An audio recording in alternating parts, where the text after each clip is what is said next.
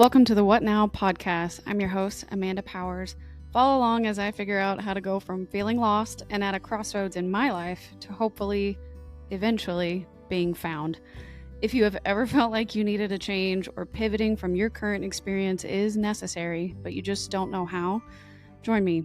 Wanderers are always welcome. Okay, everybody, welcome back to the What Now podcast. This is your host, Amanda. I'm so excited for you to listen in and tune in. We've got a great guest for you. You name it, he's done it. As a former addict, he has spent the last 2 decades finding ways to help people recover and escape from addiction. He's a serial entrepreneur, podcast host, lifestyle coach, and professional athlete. He is the founder and owner of the hit overnight oats brand Meal One, which he started from his functional nutrition company called Creatures of Habit.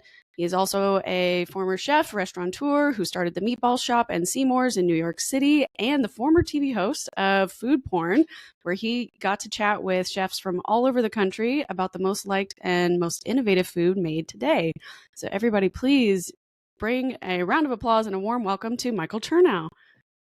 Thanks so much for having me. Super excited to be here. What an intro.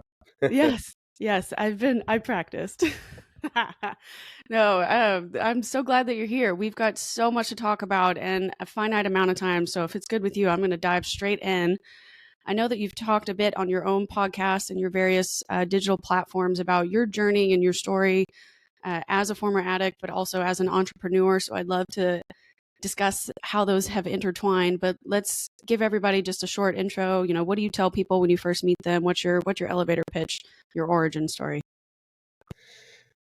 Wow. What's my elevator pitch for people when I first meet them? Well, I try not to give an elevator pitch when I meet people for the first time. I'm a pretty genuine, I'm a down to earth dude. Yeah, I don't really have an elevator pitch for who I am. If someone had asked me, or if someone were to ask me what my superpower is, I have a superpower for connecting with people at scale. That is ultimately, I love human engagement. I love human connection. And so that is what drives me. That is what wakes me up every day. That is what keeps me curious and interested in life. And so instead of having an elevator pitch to tell people who I am and what I do, in a minute or less, I really am interested in learning who people are before I give them the goods on who I am. But if you're asking me to tell you my story, I can happily do that. Yeah, some of my listeners may not have heard of you yet, and if you haven't, I don't know where you're living because I get his ads all the time, but it's high quality stuff. So I would love it if maybe you could tell us a bit more about your particular struggles with addiction and how that's kind of ebbed and flowed over the years. Like, it was a finite period of time where you were going through that, and now you've been sober for almost 20. Is that correct? Mm-hmm. Yeah, so I figured maybe we could dive into that a little bit. We did have early on in the season, I did have a different friend of mine come on and talk about his particular journey with sobriety, and he's been sober now for a little over 3 years. And that episode got a lot of really great feedback because people felt like, they couldn't admit that they had the problem, or they didn't know where they could go for help. And I know you often offer a lot of resources for people that are still in those particular positions. So I thought it would be great to kind of open your story and figure out how you've worked through those similar struggles. Yeah, I'll try to make it as concise as possible. But I grew up in New York City. I have always wanted to make, do, and create. So that's always been something that I've naturally gravitated towards. Always, I'm a proactive human being, so I like to do, and that's from as early as I can remember, and also just thinking entrepreneurially from as early as I can remember. But I grew up in an apartment, small apartment, my mother, my sister, my father, and I, and a couple of cats. And it was tight and it was tough. There was not a lot of love in the house. And there was a lot of aggression and violence, unfortunately. My father was a very aggressive guy. And so I was an escape artist from a very young age. I tried to sleep out of the house as often as possible. And I did. as a young kid, I dove into sports because I was put in after school programs because my mother worked full time. My father was on permanent disability, and I hated being at home. So any opportunity I had to be out after school, I took, and that meant sports. And I went to public school, so all the sports were essentially free from the city. And so I did a lot of city sports. And when I was 12, that's when I had really felt like I felt like I was ready to kind of take life by the horns and make my own decisions. I had been not I had really broken away from the home. And when I would go home, my father and I would unfortunately get into it physically most of the time, and it was rough. And so I found drugs and alcohol very young. I found drugs and alcohol at 12, and it was amazing for me. It was exactly what I needed at the time, because I kind of hated my life. I felt insecure. I didn't feel comfortable in my own skin. I felt unloved, and the drugs and the alcohol really at that age gave me all those things that I was missing. Made me feel confident, made me feel loved by the people that I was hanging out with. Just, this false sense of security that drugs and alcohol tends to do, especially in the beginning. And it was fun for a while. It lasted, a number of years where I really enjoyed it. And it kind of saved my life, if I'm being honest. But I got into a lot of trouble. I moved out of my parents' house very young. I moved out of their house like permanently at 15, and began hanging out with a lot of bad people and selling drugs and using drugs, and it was around the clock. At 18, it got really ugly. It became less about trying to numb the pain and way more about reliance on the drugs. And from 18 to 23, that 5-year period of time just was, it's kind of a blur, but it was really, really bad. My life was totally out of control, and unmanageable. No one had really any trust in me. I didn't have any trust in myself. There was zero responsibility I had responsibilities because I lived on my own, but I didn't really fulfill any of them. So it was always just playing catch up and, just failing over and over and over again. And then it got to a point where heroin became a part of my story, and I had overdosed, and I had kind of concluded that I was just going to die this way. Like this was going to be the rest of my life for hopefully not that long. I was kind of at the point where I just didn't want to live anymore. And then I got very lucky. I had slept through work. I slept through work one day, not unlike times before. Sure. But I had slept through work. And my job as a bartender at that time was like the only thing hinging me to like reality. I would go to work, had been up for days and going to work, and I was able to conduct because I was drinking and still using drugs there.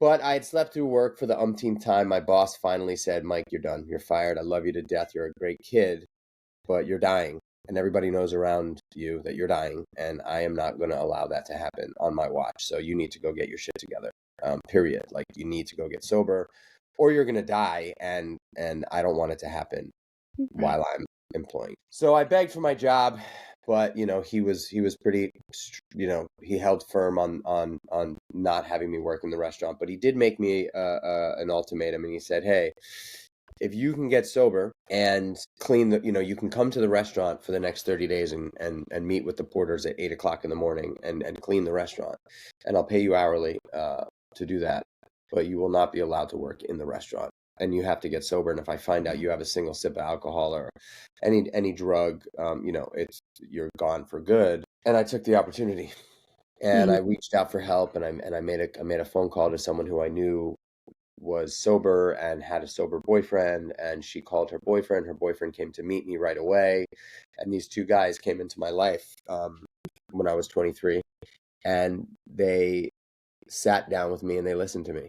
Really, it was Marcus who sat down with me first. He sat down and he listened to me tell my story for hours and hours, and for the first time in a long time, I felt like somebody actually had like identified with me. I thought he was a cool person, so I was like, I can actually connect with this guy, even though he's sober for 10 years at that point. Like I felt like I could connect to him, and I said, I was thinking to myself for the first time in a long time, like someone actually cares, like someone's actually listening to what I have to say about what's going on in my head. And he introduced me to fitness and nutrition, and my life has never been the same, because I haven't had a drink since that day. I haven't had a drug since that day. And I started working out and eating well and using mindfulness. And I've built an amazing life from that day, August 2nd, 2004. That's, and so I guess what I would say to anybody listening is like, nobody would have ever thought that I had the ability to get sober based on my track record. Nobody would ever, guaranteed, never ever, like if somebody in August 1st, 2004 said in May 17th, 2024, this is where this guy right now is going to be, the biggest gambling man on the planet would never put a bet on. No way, based on where I was. I was a shell of a human, and now I help shells find their way. I love that.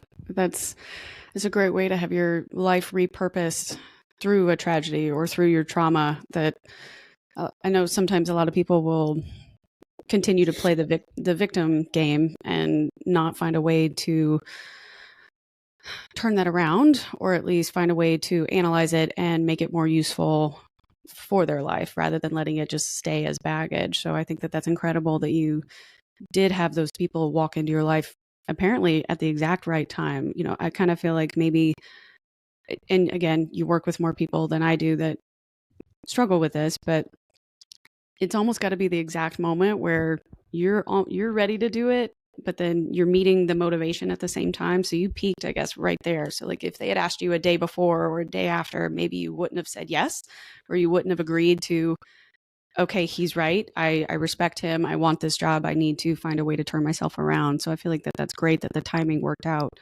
where you were even open to want to share your story, to be honest about what you had done and who you are in that moment in time. Because I'm sure you didn't like yourself either.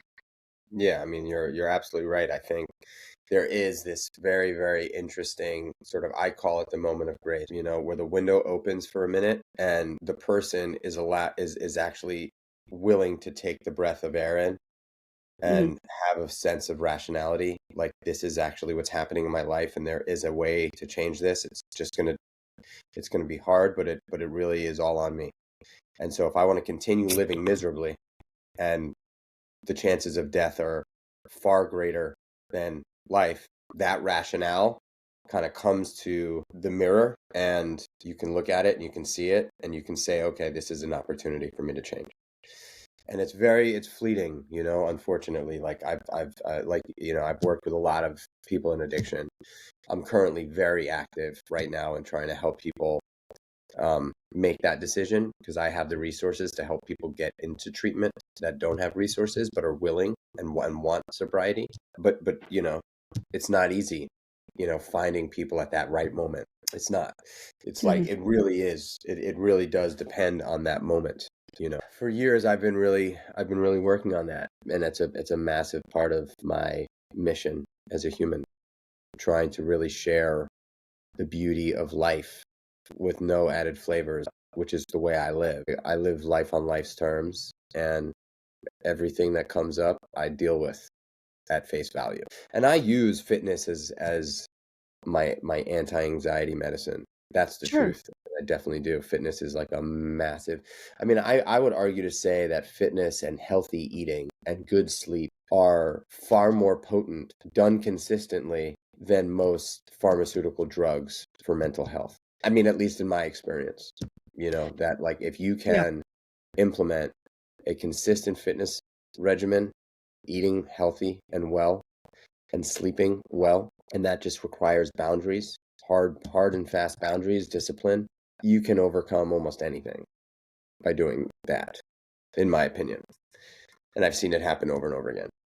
Oh, for sure. I have several friends that fully believe in like doing breath work and how that's, and the ice bath thing, before, and the infrared sauna. My brother and his fiance do that too. They're very into the health and wellness type stuff. And honestly, for how much CrossFit and things that they do and the lack of injuries that they've had compared to that, just because they've decided to take the extra time to always eat well, take their nutritional supplements, do the yoga on top of that, like practice taking care of yourself in all the ways, getting a full night's rest, etc. It really seems to help them a lot. And I believe it. If you're able to set up your healthy boundary, I think it will help you, at least the longevity of your life will get so much better and stronger if you're doing those types of daily habits. So I think you're you're definitely on the right path, and you're preaching to the choir on this show, at least.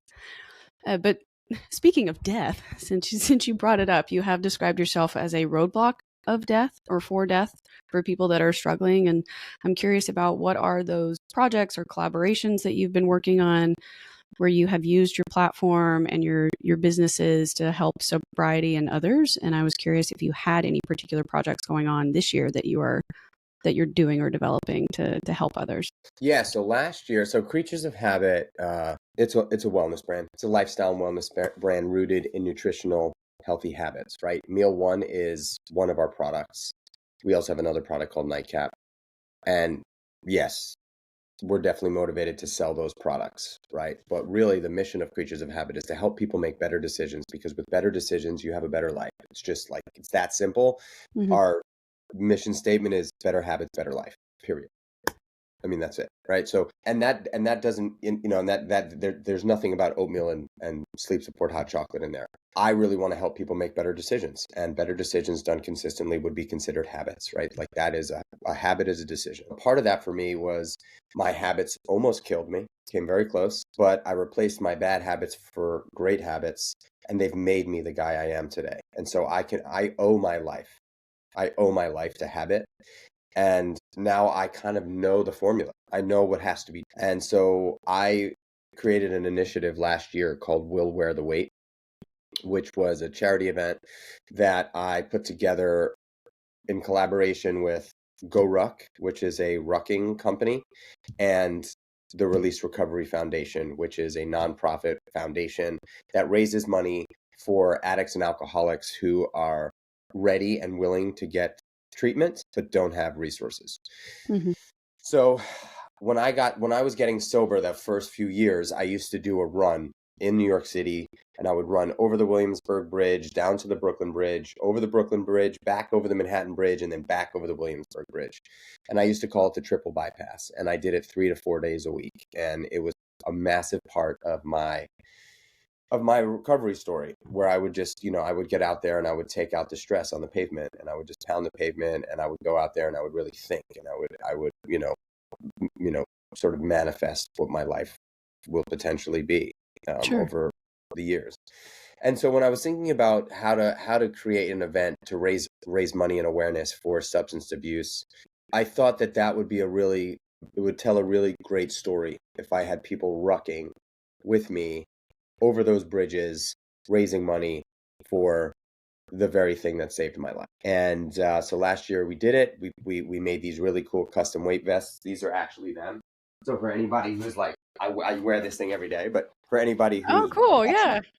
This is like the habit colorways, and this is the patch that we made that sort of brings all three brands together. I love that. Yeah. And, it's a weight vest. It's pretty cool. No, I love the metaphor too, with the tip of the spear right there. Like that's your point. Like that's your decision making. It's your decisive moment, or it's piercing you through to get to where you need to go, or opening the crack in that door. That's cool. I love that. Yeah, so we made those. 100 people showed up from all over the country. We raised $75,000, and we did the ruck on October 14th for Substance Abuse Awareness and Prevention Month. It was pouring rain, and everybody was just out there. We were all soaking wet and just fired up to be out there, rucking for a cause. And so it was really amazing. I've been able to put so far 4 suffering addicts into treatment, and we'll be able to tell their stories of, coming from the darkness to the light. And so we have more money, and we're going to continue to place people into treatment. But we're going to do the same thing next year, except we're going to turn the volume up a little bit. We're going to bring in some more sort of influential people to help us, create more buzz around it. I would love to raise $250,000 for it, and really make an impact, and really, really try to get, try to just pay forward what was freely given to me, in this recovery, because my life today, I'm living a life way beyond my wildest dreams, like way beyond what I could have ever imagined for myself. That doesn't mean that I'm like, flying in private jets and driving Lamborghinis, because I don't think I would do that anyway, even if I did. If it doesn't fit you or you Yeah, don't like it. Yeah, you don't have to. Just because you have the ability to doesn't mean you need if you don't want to. right. Yeah, But I've been able to do really well in my life, and I it's have a wonderful. family that I absolutely love, and I'm married 17 years, and I have two kids that I Mhm. love and love me back, and we have a lot of fun, and I've built businesses, and I just like I couldn't, sobriety is really it is the foundation of my happiness and success. Yeah. Without it, I have nothing. So I am curious then.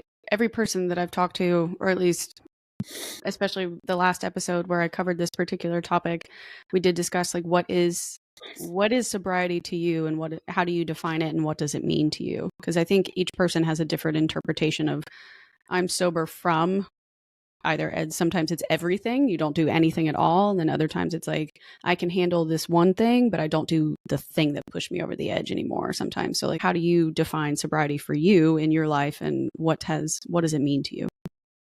Yeah, sobriety to me is complete abstinence from any mood or mind altering stuff. And that's just like literally 101 for me. Like that's like has to be the case, right? Like if I say I'm sober but I still smoke weed, I'm not really sober because I will ultimately end up hiding from the shit that I used to hide from with the alcohol and the other drugs in weed, and I'll become obsessive about it. And so for me, sobriety really means abstinence from all mood or mind altering substance. But really, what sobriety means is once the lubrication of the drugs and alcohol are gone, then there's a lot of friction, right? There's a lot of friction. There's Yeah. a lot of friction as just walking through life because you're stripped of the safety blanket, right? And so really sobriety means the work that's done once the stuff is gone.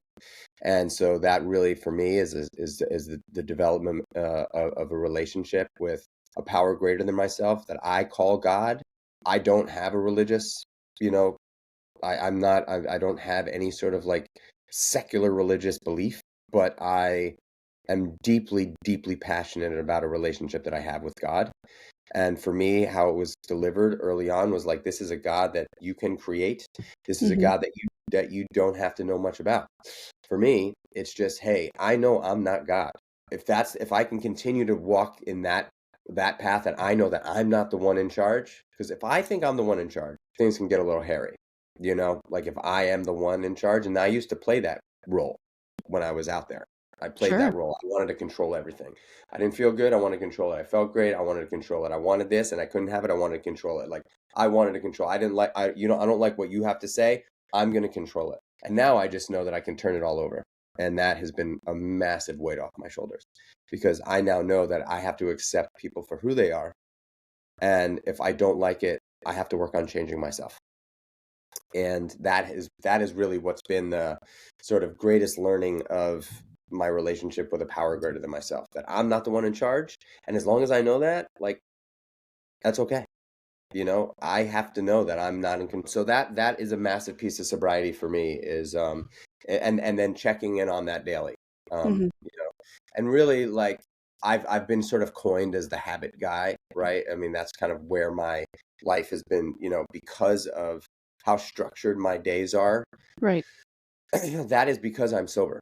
That is because I need structure. I need structure. I need to have a plan on a daily basis, and I need to feel like I'm winning on a daily basis. And that doesn't mean like I'm winning the race or I'm better than you. That means that like I create small little daily wins that I can stack on top of each other to continue to feed the positive confidence that I need, that the alcohol and the drugs were giving me. Because realistically, and I don't know how much I believe this or pay into this sort of philosophy, but apparently alcoholism and addiction is really a disease and it doesn't leave. It's not like you can take a pill to cure it. It's there in me all the time. Right. And the minute I give in and take a sip or use a drug or whatever, that addiction, that alcoholism, that ism is in me live and well, and will pick up right where it left off 20 years ago. So I need to continually on a daily basis, and it's not like I think about this consciously, it's just become my lifestyle. But on a daily basis, I need to create these little wins so that I feel positive and confident about myself and my life. And the byproduct of that is love. Love for myself, which gives me the ability to love others. Yeah. And because of that love and because of that confidence, I'm able to take risks. Courage is a big part of my life. I've been able to build business. I think it's a really good way to look at it, that you've come to terms with the fact that theoretically this is something you'll have to deal with for the rest of your life. So you might as well, if you give up control, then it sounds like you also gave up a lot of the like panic and anxiety that came with the addiction too, because if you were so Exactly. worried about controlling everything, you never had time to think about anything else. You couldn't grow or you couldn't take those risks, and if you release that control, you're kind of like, all right, if I'm not really in the one with all the power, then it means that I can just focus on myself. I can just do what's going to be better for me and improve my life and thus improve everybody's lives around me if they're choosing to participate or not in this new journey that I've launched. And I think that that's honestly probably the healthiest way to deal with it too, especially if you're initially, I don't know how many of your friends stayed around you after you tried to get sober. Like, I don't know what your support system may have been like, but I think that's really great that you at least set it up for yourself that like, I can do this, but I've got to relinquish control there. Yeah. So And that is what sobriety is for me. I think that's wonderful. Thank you for sharing that. Let's talk a little bit about your post-addiction life. You're around 23, 24 now. You've decided to get sober. When did you open some of your other businesses? Were you the restaurateur first, or did you start Creatures of Habit first? So I was working in restaurants since I was basically 12 years old, Okay. and restaurants was what I knew, both kitchen and front of house. And I decided at 24, at the end of my 24th year, that now that I had had sort of like some grounding to stand on, I'd been sober for a little over a year. I had met my now wife, but my girlfriend at the time, who I was madly in love with, and I knew that I wanted to create a life. And I knew that I loved working in restaurants, but I knew that I didn't want to work in restaurants forever. I'd made a decision that I wanted to actually own my own. And so I decided to go to culinary school, and I went to culinary school. I did the full chef's culinary program, and then while I was there, had launched a restaurant management program in collaboration with the Cornell School of Hospitality.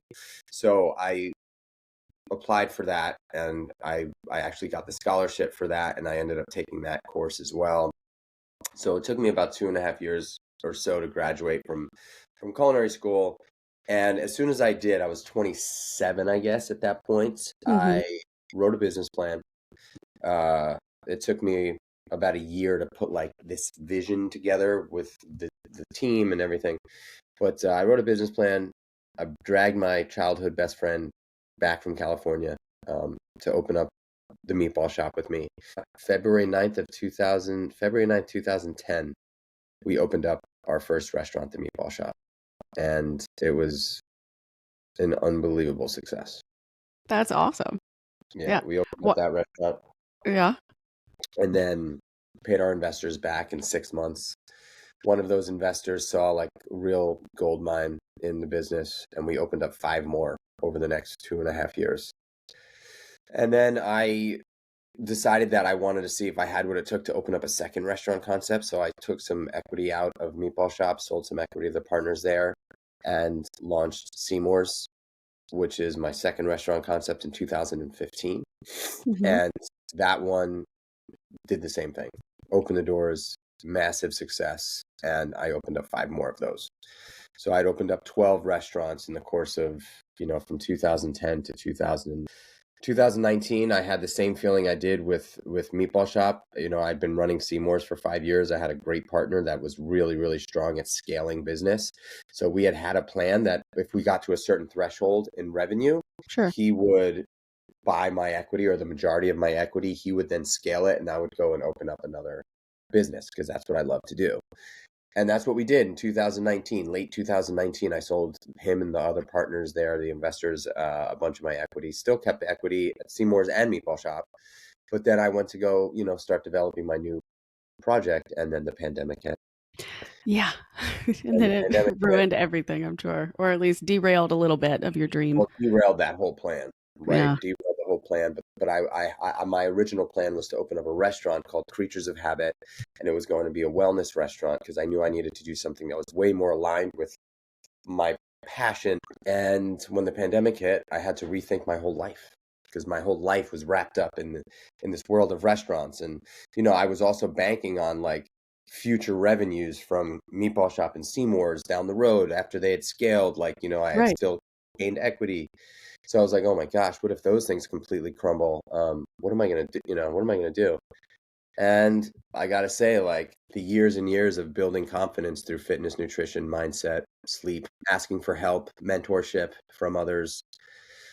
I hired an executive coach who really gave me a crash course on what it means to be a creative entrepreneur. I've always known that I've been an entrepreneur, but for years I was a restaurateur, right? Like, and there's a Sure. distinction. Right? There's entrepreneur and restaurateur, and entrepreneur can do really create business in many different ways. Restaurateur is very specific, creating business in restaurants. I wanted to evolve from restaurateur to entrepreneur. And this woman that I hired to help me was like, absolutely, that is what you should be doing. You just need to pivot. You're a creative entrepreneur. You don't need a restaurant as a medium. You can create out of anything. And so that's what I did. I drew a line through the restaurant and I created the brand Creatures of Habit, which is now what I'm the founder and CEO of. And Mm. it's the best decision I've ever made because I have breakfast and dinner with my family every single day. And I'm able to work from anywhere, really. It's a different life, but it's wonderful. It's Yeah. wonderful. It's super hard. It's always a grind. I am, never not like lifting up rocks and trying to figure out how to get it done and get it done better. And so that's kind of what Creatures of Habit is, and that's the transition from restaurants to Creatures of Habit.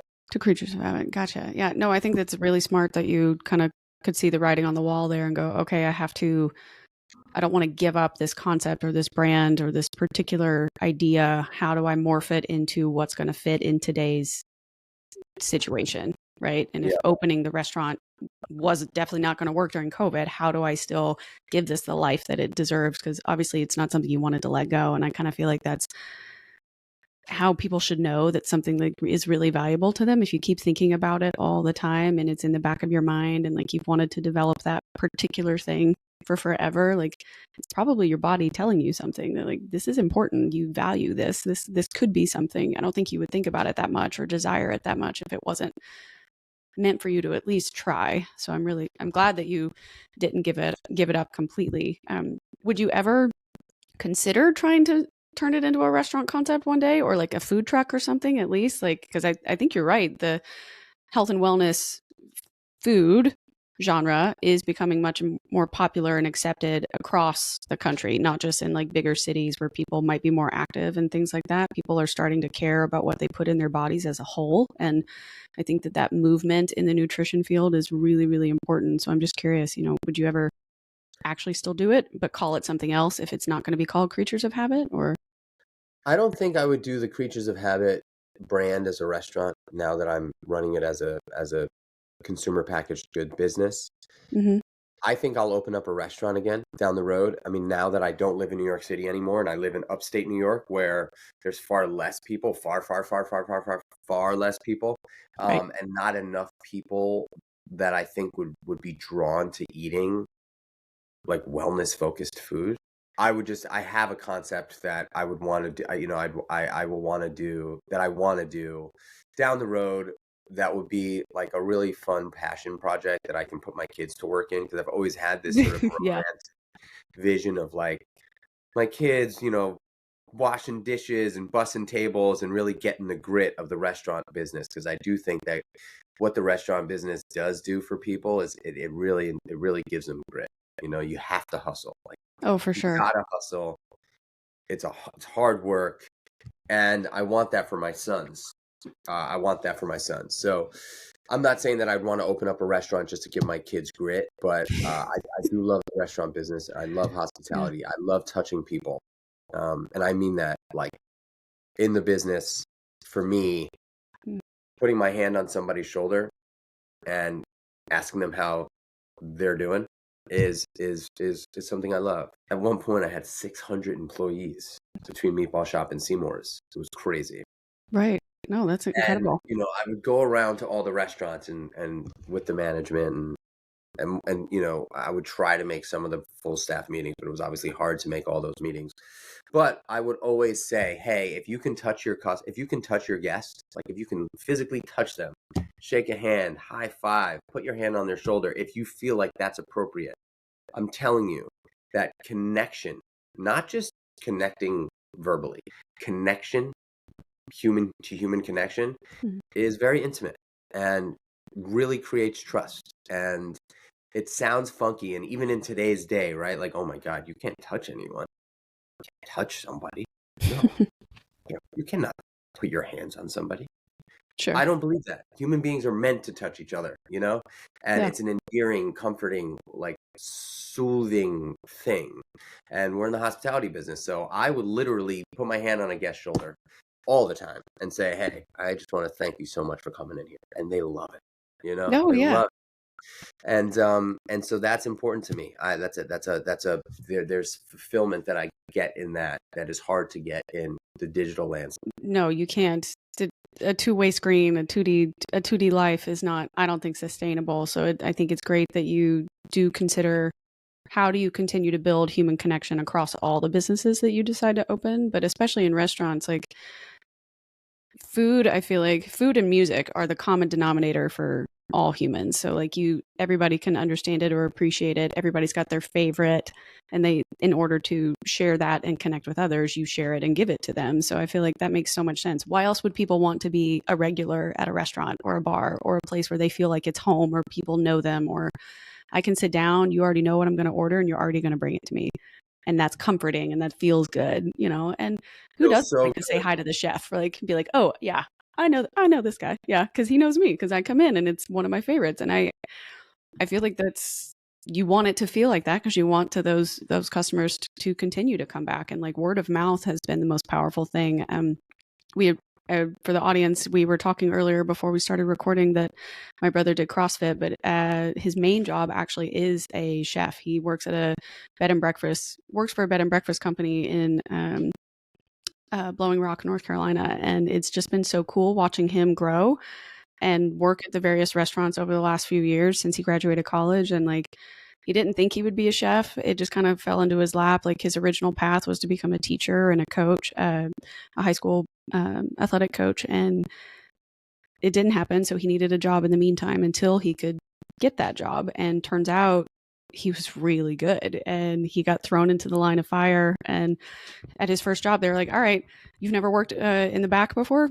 Show up tomorrow. Here's your apron. And he just had to like kind of pick it up and learn quickly. And he did so well that very first night that the chef invited him back again and like taught him everything that he knows now. And like, obviously he's picked up a lot of things from working in different places, but it's been so cool to see him do that. And now he's the executive chef for the restaurant that he works at now. And it's exciting to see him fall into his place and have similar experiences to what you're talking about. Like he wants his food to connect with people and he wants to be able to show his art, but make it approachable and provide things to his particular community in that part of North Carolina that they wouldn't normally have. But like, it's awesome to see him love that. And so it's great to hear you say that too, because it kind of validates that experience is real. And that's the best way to go about how to connect with others, is just to share what you love too. So I think that's great. Let's keep going then. Now that we've reflected a bit on your various business and your entrepreneurial goals, what have you learned about yourself since your transition from restaurateur to entrepreneur? Like, what has running and starting your own businesses taught you about you? The hardest part of entrepreneurship is boundary setting. You can, as an entrepreneur, you are able to easily work from 7 o'clock in the morning till 6 o'clock in the morning, all around the clock. You can do it without having to take a break. And so I think what I've learned really from the transition is now that I don't need to be in a physical space necessarily, although I have an office necessary for me to know what time I open the computer and what time I shut it down. And I need to be diligent about that because I have a family that I love And I don't want to live to work. I used to think that that was like a, you know, something to be proud of. I work out, I work hard, I work 14 hours a day, 6 days a week. Maybe I take a day off. I'm hard. And Hmm. I used like as a young entrepreneur, you kind of wear that badge. I work 18 hours. It's just like grind culture. Hustle culture. Like it's just. And today, I'm the exact opposite. I'm like, if I can't get it done in 8 hours, I'm a shitty entrepreneur. Because if I can't get done what I need to get done for that day, and that doesn't mean get everything done. That just means like I've got 3 things that I want to get done today. And I try to set my days up like that. I got the top three. 3 things I want to get done today. And if I can't get those 3 things done and I've given it my all within 8 hours of work, I've done something wrong. I don't have the right people around me. I'm not in a supportive enough environment, physical environment to allow me to focus. I have not prioritized my focus. Potentially, I'm on my phone. So what does that mean? I need to be way more cognizant of putting my phone into do not disturb or shutting it off. But so boundaries have been like a very big part of my, I guess you would call it chapter 2 of entrepreneurship for me, which is coming from the restaurant business and now into a totally different industry. Hmm. Really, it's about boundary setting. It's about having patience. Nothing happens fast. Nothing great happens fast.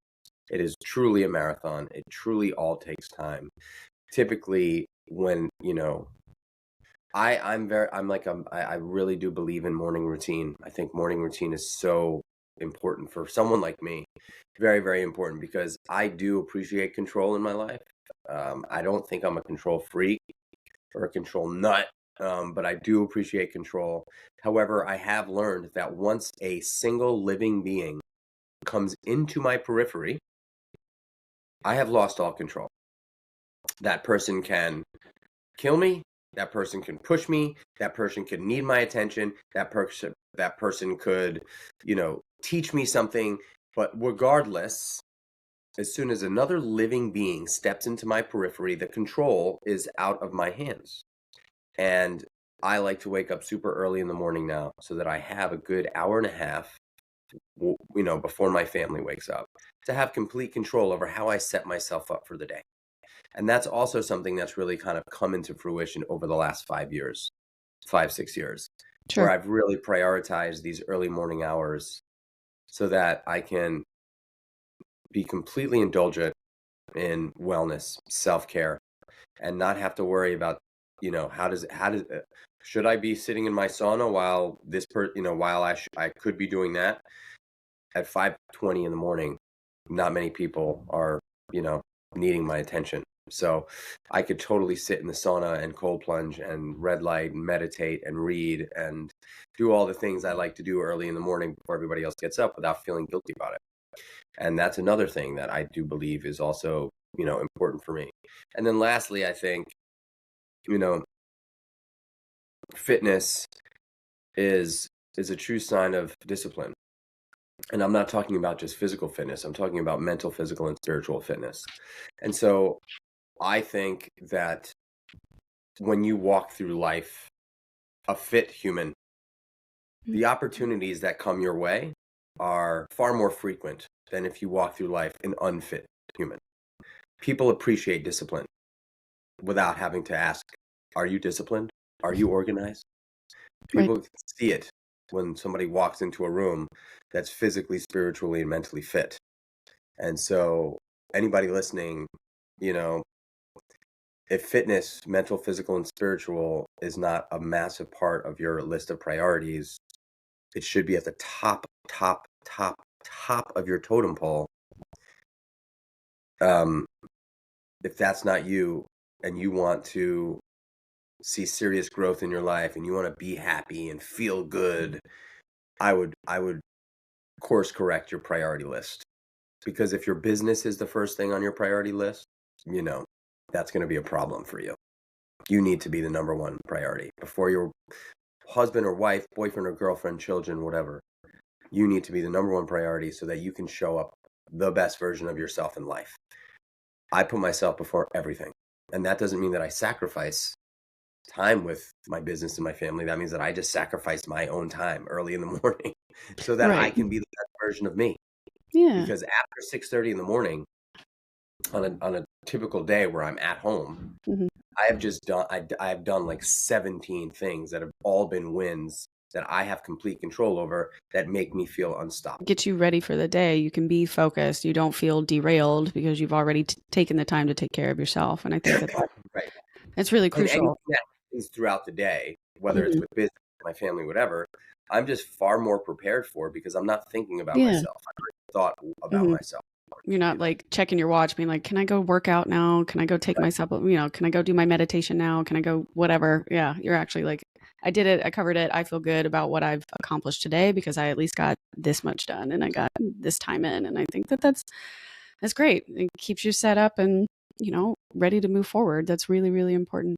And I assume those habits took time to build and that boundary setting took time to build because I'm sure when your kids were younger, they'd wake up at all times of the day. So you couldn't always be up at 5 to do what you needed to do. So I'm sure also having flexibility in your life has been important and staying, 100%. reasonable about your schedule. 100%. I mean, I'm coming off of being sick, right? And so I have not woken up at 5 o'clock in the morning in 10 days. I've been sleeping in and giving myself an opportunity to get 8, 9 hours of sleep every night because I know that I'm not feeling well. And getting 7 hours of sleep, which is traditionally what I get, isn't going to benefit me as much as getting 8 or 9 hours of sleep, right? So like I am Sure. super flexible with it. You know, we got a puppy in September. So we Okay. got the puppy in September, and my wife was like, I wanted the puppy, and she was like, you want the puppy, so you're going to be on puppy duty every morning. And I was like, done. And so that was, until he was trained to stay in his bed Sure. for 6 weeks. I woke up at 5, but I wasn't to go sit in the sauna and, meditate. It was to go take the puppy out and be with him in the morning, working with him, training him, and Yeah. doing those things while everybody else was sleeping. You know what I mean? So, Right. so flexibility, I think, is absolutely necessary in the world of like structure and habit, morning routine. Like you can't beat yourself up if you're not able to do it, right? If you're traveling or whatever it Yeah. is. But there are a set of non-negotiables that I do think everybody should have. And for me, I call it prayers, push-ups, and poses. That's my morning routine. Whether I'm sick, whether I'm traveling, whatever, I always pray every morning. I always do push-ups right after I pray, and then I always do a bunch of yoga poses. And that's just how I get my day started, and it's awesome to be able to do red light and breath work and stretch and sauna cold and all that stuff.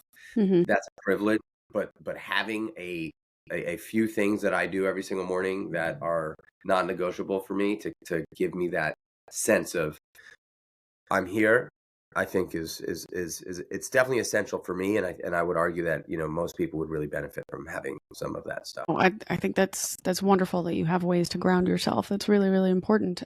What advice would you give somebody if they're interested in becoming an entrepreneur, but they don't really know where to start or how to, work for themselves? What kind of advice would you give somebody that wants to start down that similar path? Well, I think there's a few questions you need to ask yourself, and I know this is going to sound weird, but this is sort of That's okay. how I kind of see it. First question is, what time do you go to bed at night? And if the answer is 1 or 2 o'clock in the morning, then I would say you need to change that, right? Like self awareness and self discipline, and ultimately kind of self mastery is really what does create great entrepreneurs. Going to bed late at night never produces, and there are a lot of people that say, oh my gosh, I can't, my juices start flowing at 10 o'clock at night and I work until 3 o'clock in the morning. And my answer to that is, yeah, but the world starts working at 7 o'clock in the morning. So like that might work for you. But in my experience, people that go to bed at 3 o'clock in the morning and wake up at 7 are Hmm. getting 4 hours of sleep and not functioning. People that go to bed at 3 o'clock in the morning or 2 o'clock in the morning and wake up at 9 or 10 are way behind the ball. So I always say for people that have the ability to do this and really want it, become a 9 to 5er. Go to bed at 9 and wake up at 5 and see how different your life is. See how much more productive your life is. That's my first always my first piece of advice. And people are like, that's fucking weird. Like, I don't know if that's real. And I'm like, okay, like, I mean, that's the truth for Okay, me. but that's You know what I that's mean? the advice. Yeah. Like if you can Yeah. control that, if that's something that you can harness and you can own that, this is what time I go to bed and this is what time I wake up. And as soon as I wake up at 5 o'clock in the morning or 5:15 in the morning, I am on fire and I'm getting after my day. Your ability to do becomes far more real than your consistency in talking. A lot of people talk and a lot of people want, right? There's far less people that actually do. And the only way to get from want to have is to do. There's no other way. It's impossible. You cannot have anything you want without actively doing things to get it. Yeah. You can talk about it all the time, but I've always said 1 + 2 = have. That's the only way. So, and I have found that the easiest way to get to have is to start your day before everybody else. And that doesn't mean that you have to open up the computer at 5 o'clock in the morning, but that means that you start building confidence, building, like you commit, you build confidence, confidence develops courage. And that courage is necessary for entrepreneurship. And the more confidence you have, the more courage you'll have. And that really does start by self-care. I mean, that's just For sure. that's my experience, so that's my advice. Anybody who's thinking about it, like, remember what I said about being fit, mental, physical, spiritual. The 9 to 5 thing, not 9 a.m. to 5 p.m., 9 p.m. to 5 a.m. That's the time that you recover from your day. And that is like a really, really great system to start owning your life. Saying, I go to bed now and I wake up now. And that doesn't mean, like, I'm not saying, hey, like, don't ever enjoy your life and go out and have a good time. Right. Yeah. You don't have to do that on vacation. Like if you know But on a you need the consistent day. If you're basis, sick, like you said, yeah. If you're sick, be reasonable. Yeah. on a consistent basis, if Yeah. you can set that sort of structure and foundation and boundary, I really do believe that that is the step one to commit, confidence, courage. And courage is necessary. It's necessary. You cannot do it without a ton of courage and the confidence to take risk. There you go. Dropping knowledge everywhere, all over this podcast. That's great. Yeah. So how do you define success and what does success look like to you? Success to me is how I feel about myself right now. Okay. Period. That's it. I don't correlate it to how much money I have or how much money I've had or what I have necessarily. It's how I feel about myself right now. And so there are days where I feel super successful and there are days where I don't. But I think success and happiness are like, they're intertwined. I know a lot of super successful people that don't have a lot of money. And I know a lot of people that have a lot of money that don't have a lot of success and happiness. So I really do think it's an inside job. And I really do believe that it has to do with the humans you surround yourself with, the hobbies that you have, and the habits that you do consistently, right? And I think that those humans, hobbies, and habits really, Yeah. and that I really do think that like those three things could very well just be the trifecta for success in life, because it really is about a feeling. It's not a tangible, for me, it's not a tangible physical thing. It's way more about a feeling. And I will say, there's no doubt about it that like 85% of the time I am incredibly successful in my mind where I am right now. This morning I was out on a ruck with my 2 dogs. It was unbelievably beautiful. I felt so successful in my life. I was like, this is amazing. Like, my life right now is amazing. Even though I sound like a goddamn trombone. And No, it's not that bad. I promise. but I felt so successful this morning. And I feel super successful sitting on this podcast with you right now. Oh, wonderful. I've learned that, drawing success to a line item is really what we're kind of unfortunately taught to do today. Like when Yes. you hear success, you think money. You think house, car, vacation. House, car, vacation comes when you feel good about yourself and confident and have courage, right? Yeah, Very hard to have courage, real courage, without confidence. And it's very hard to build confidence if you like hate the life you're living, you know? for sure. Yeah. And so I think success really is drawn directly to how you feel.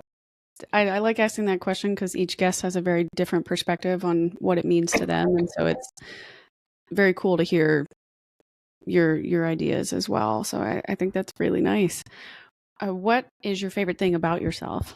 I think it's my authenticity Okay. that I don't change based on the environment that I'm in. I just am who I am. And I tend to make friends wherever I go because I really care about people. I love people. I love connecting with people. So I think authentically, I am a people lover. And I think that that's something that I was born with, honestly. So, Oh, that's yeah, good. I think that's it, my authenticity. Wonderful. What would you say has been your greatest achievement? My family, the marriage that I have with my wife for 17 years. We've been together 19 years, married 17 years, and we have two amazing sons that love us and we love them intensely. Yeah, We have an awesome family. Like our family life is amazing. And so that is by far and away, without a doubt, my favorite, most cherished accomplishment in life. that's wonderful. I'm very glad to hear that for you. And honestly, that's extremely rare these days for people to be in a happy and supportive relationship like that and still be married at that point. So I think that that's phenomenal that you've been able to cultivate that and keep that and continue to see that grow in a successful way. So that's fabulous. What are your current goals for this year? Current goals for this year. Well, I mean, I've got some business goals for sure. But I'll talk to you about my fitness goals. So I have a race coming up on June 1st called the High Rocks. So Okay. one of my goals is to just get through that race. And then the fitness goals that I've got sort of subsequently after that are, I really want to, I really want to, I really want to build my speed as a sprinter. So I really want to get Oh, into sprinting okay. and back to strength training. So like I'm kind of back on the strength training and sprinting thing. I used to be a long distance runner, and long distance running is really hard on my joints. So now I've just like I do love running and I love the act of running, but I feel like I can get what I want from sprinting.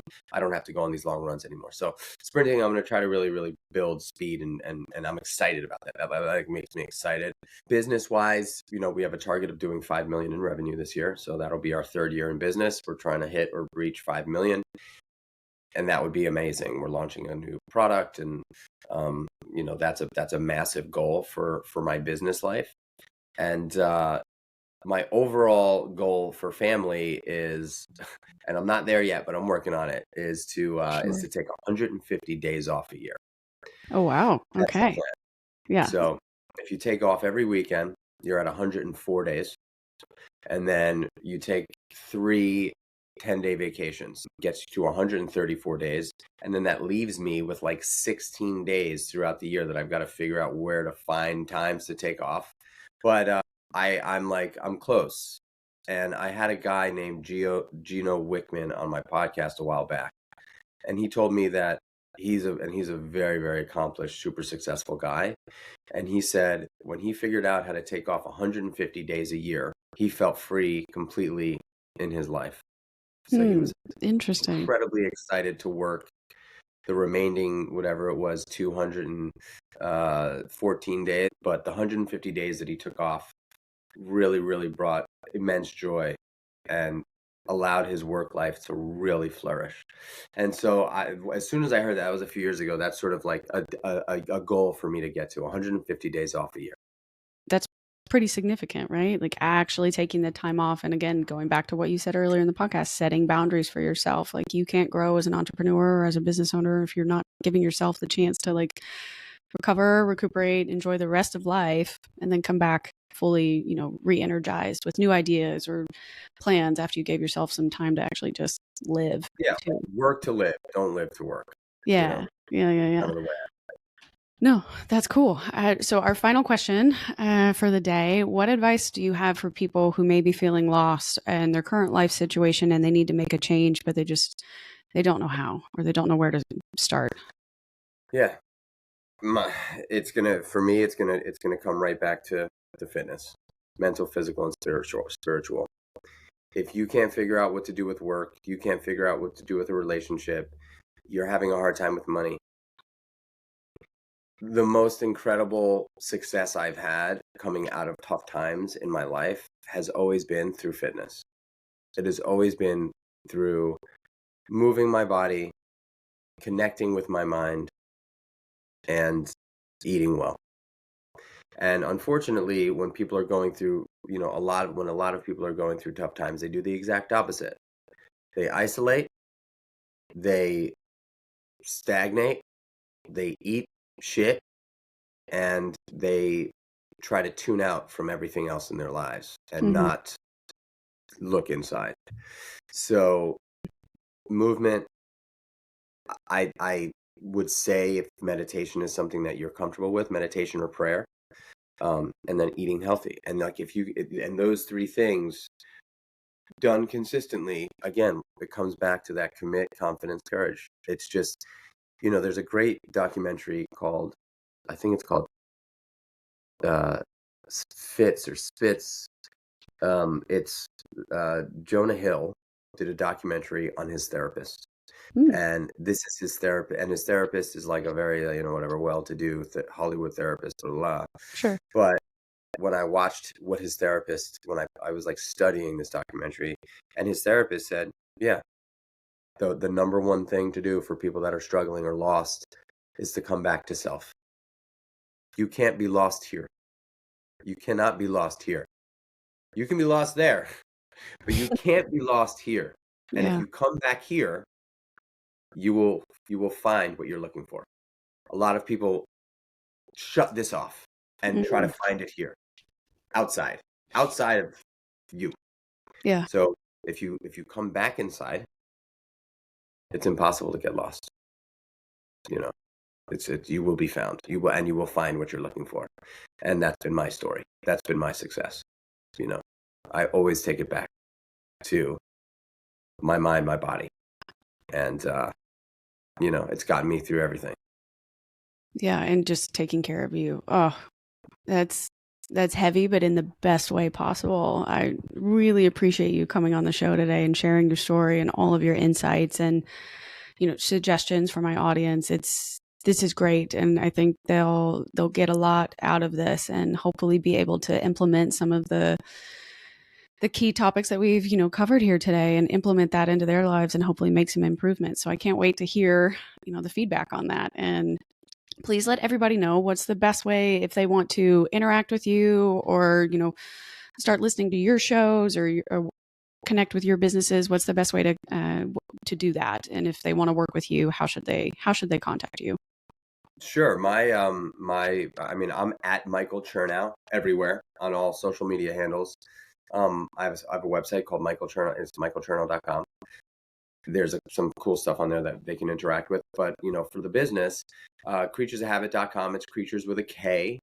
So creaturesofhabit.com, you can find and learn all about our brand, our mission, and the products that we sell to help you make better decisions on a daily basis. We also have a podcast called the Creatures of Habit Podcast that, I get to sit down with a bunch of people that have really inspired me and talk about habits, routines, and rituals, as well as, dive into some experts that I brought on the show to talk very specifically about different arenas and industries. So Creatures of Habit with a K, Michael Chernow, pretty much everywhere. And that's really me. And if you're running around New York City and you want to get a good meal, stop by the Meatball Shop or Seymour's Restaurants. No, I definitely need to go check those out. If I'm ever back up in the city, they are now on the the hot to-do list. So that would be wonderful. And congratulations on all of your success, and for, again, like you said, being true to yourself and sharing your authentic story. I think you are having an impact on more people than you truly realize, whether they reach out to you or not. This is incredibly influential and helpful, and I'm sure healing for many people. And hopefully every time you tell your story, it continues to encourage people to take control of their life and make better decisions, so that way they can turn themselves into a creature of habit. So I look forward to seeing what else you do, and learning about your future endeavors too. I think on one of your previous podcasts I listened to, you were considering doing like the Creature's summer camp or something like that, or Creature camp. Yeah. I am a new member of the Kreature community now, especially after this episode, but I would love to follow along and learn more about that too. So I'm very excited to see where you go and what else you can accomplish. But thank you again so much for coming on the show. It's just been an absolute honor to talk with you and learn more about everything that you're working on. Thanks so much for having me. All right, that's all for today's episode. It was so fun having Michael come on, and I'm so excited to hear everyone's feedback. I hope you enjoyed listening to him and hearing about his origin story and his career trajectory through restaurants and becoming a serial entrepreneur and a successful father and business owner, and now focusing all of his efforts on helping others recover from addiction and rebuild their lives and be able to tell their own sobriety journey stories. You can always catch up with me at askwhatnow@gmail.com. And you know the drill. You can find me on Instagram and TikTok at Podcast for the Lost. My personal is amanda.k.powers. All of the contact info will be in the show notes. And you can always send us feedback, like, share, subscribe, leave a review, 5 stars. Anything like that is super helpful and always appreciated here on the show. And of course, anytime you share an episode with friends or people you believe would benefit from the show, I really, really appreciate it. The 5 stars and sharing and subscribing helps our show continue to build traction, and eventually we can turn it into something super fun and helps us build community. So any and all feedback is always greatly appreciated. And I hope all of you have a wonderful day. And remember, wanderers are always welcome.